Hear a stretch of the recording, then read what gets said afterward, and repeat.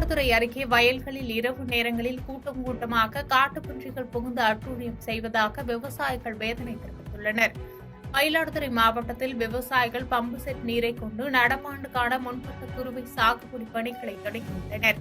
இந்நிலையில் மயிலாடுதுறை தாலுகா கொர்க்கை, தாழஞ்சேரி, ஐவநல்லூர், வரகடை மற்றும் அதன் சுற்றுவட்டார பகுதிகளில் சுமார் 2000க்கும் மேல் விவசாயிகள் குறுவை சாகுபடி செய்கின்றனர்.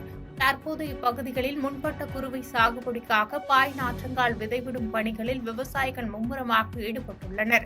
இந்நிலையில் பாய் நாற்றங்காலில் விதைவிட்டு ஒரு சில நாட்களில் பாய் நாற்று விடப்பட்ட வயல்களில் இரவு நேரங்களில் கூட்டம் கூட்டமாக காட்டுப்பன்றிகள் புகுந்து நெல் முளைப்பதற்கு முன்பே அதனை சேதப்படுத்தி வருவதாகவும், இதனால் நெற்பயிர்கள் முளைக்காமல் வீணாகி போவதாக விவசாயிகள் வேதனை தெரிவிக்கின்றனர். மாவட்ட நிர்வாகம் மற்றும் வனத்துறையினர் உடனடியாக இந்த காட்டுப்பன்றிகளை பிடிக்க நடவடிக்கை எடுக்க வேண்டும். மேலும் வேளாண் துறை அதிகாரிகள் நேரில் பார்வையிட்டு காட்டுப்பன்றியால் பாதிக்கப்பட்ட நாற்றாங்கால்களை ஆய்வு செய்து உரிய நிவாரணம் வழங்க வேண்டும் என பாதிக்கப்பட்ட விவசாயியான தாழஞ்சேரி விவசாயி கண்ணப்பன் கோரிக்கை விடுத்துள்ளார். பாதகம் செய்பவரை கண்டால் நாம் பயங்கொள்ளலாகாது பாப்பா, மோதி மிதித்து விடு பாப்பா, அவர் முகத்தில் உமிழ்ந்து விடு பாப்பா.